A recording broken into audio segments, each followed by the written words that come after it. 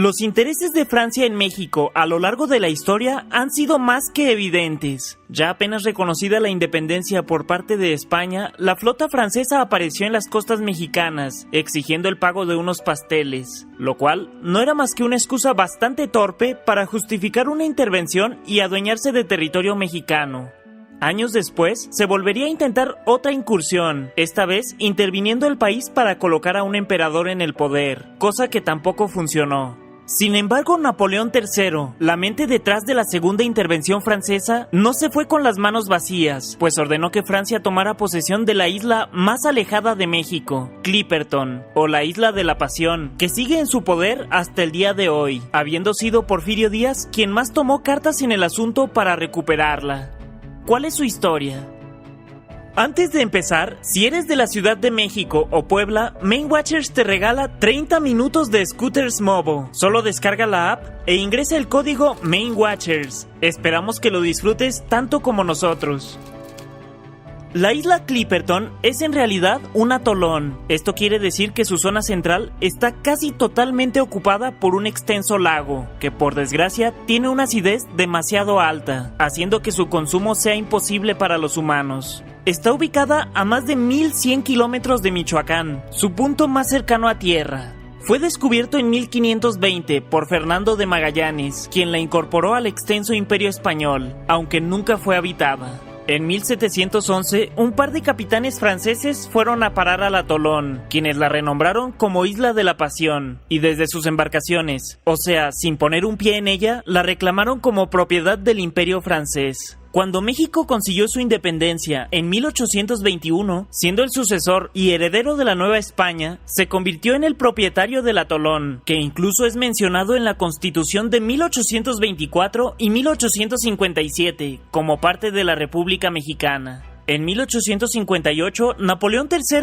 ordenó que se anexara el atolón formalmente al Imperio francés. Un barco fue enviado a la zona y nuevamente sin desembarcar, o sea, otra vez sin poner un solo pie en Clipperton, se reclamó el atolón como parte de la Polinesia francesa, un conjunto de islas que se encuentran a más de 5000 kilómetros de distancia. Al mismo tiempo, una compañía estadounidense se dio cuenta que en el atolón abundaba el guano, esto es, excrementos de aves que anteriormente eran usados como abono para las plantas, por lo que reclamaron Clipperton como propiedad de los Estados Unidos, aunque al poco tiempo, y ya con algunas inversiones ahí, se dieron cuenta de que el guano era de pésima calidad, perdiendo interés en el lugar.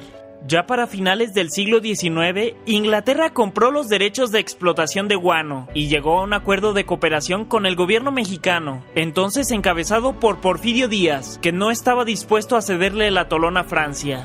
Ambos gobiernos invirtieron capital para crear un asentamiento minero en el atolón y comercializar el guano. Para 1906, ya había en el atolón un faro, un muelle, un pequeño tramo de vías férreas y una base militar mexicana, por lo que todo parecía estar marchando de maravilla.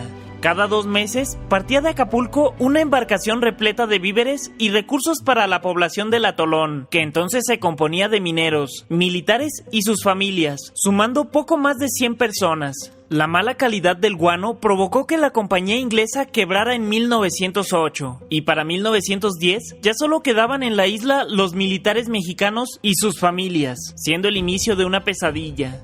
Un buen día, sin ninguna explicación, el barco que debía llegar con provisiones no apareció por ningún lado. La situación se alargó por semanas y después por meses, por lo que el jefe del atolón, Ramón Arnaud, que no tenía ni idea de por qué no aparecía el barco con provisiones, empezó a racionar la poca comida que quedaba. Mientras tanto, en tierra continental había estallado la Revolución Mexicana y nadie se acordó de enviar comida a Clipperton. El nuevo gobierno de Madero nunca mandó una sola embarcación al atolón, y fue hasta 1914, durante la presidencia de Victoriano Huerta, que se volvió a enviar un barco con provisiones a Clipperton. Sin embargo, el destino está lleno de ironías, pues durante todos los años que duró la revolución hubo solo una batalla naval, donde resultó hundido el barco que llevaba las provisiones para Clipperton. Las calamidades no pararon de asolar a Clipperton. Un huracán arrasó con la mayor parte de su infraestructura. Las alucinaciones provocadas por el hambre hicieron que varios hombres, incluyendo a Ramón Arnaud, murieran tratando de alcanzar barcos inexistentes. El escorbuto, una enfermedad derivada de la falta de vitamina C, fulminó a casi todos los habitantes, y finalmente el cuidador del faro se volvió completamente loco, declarándose rey de Clipperton y aterrorizando a los pocos supervivientes, que eran en su totalidad mujeres y niños. Finalmente, el 18 de julio de 1917, las mujeres se unieron y acabaron con la vida del tirano cuidador del faro. E inmediatamente después, como si fuera un designio divino, apareció un barco estadounidense que los rescató a todos. En total, 4 mujeres y 7 niños sobrevivieron a la aventura. Mientras tanto, Francia, que aún reconocía el atolón como parte de su territorio, a pesar de nunca haber puesto un pie en él, se acercó al Vaticano para que determinara quién era el verdadero dueño de Clipperton. La Santa Sede le relevó esa tarea al rey de Italia, que no tenía ni idea de la situación, y en 1930 le dio la propiedad a Francia, junto con el respectivo mar territorial, que equivale a 200 millas náuticas de territorio circundante, dando un área casi igual de extensa que la de Francia.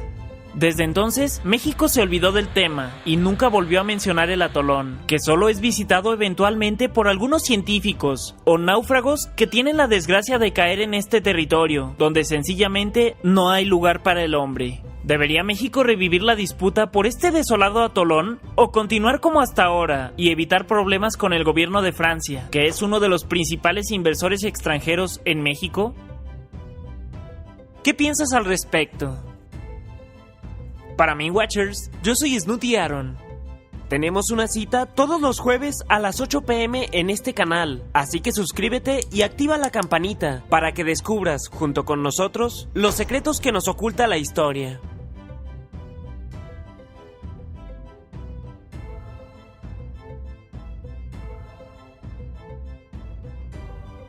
Hasta la próxima.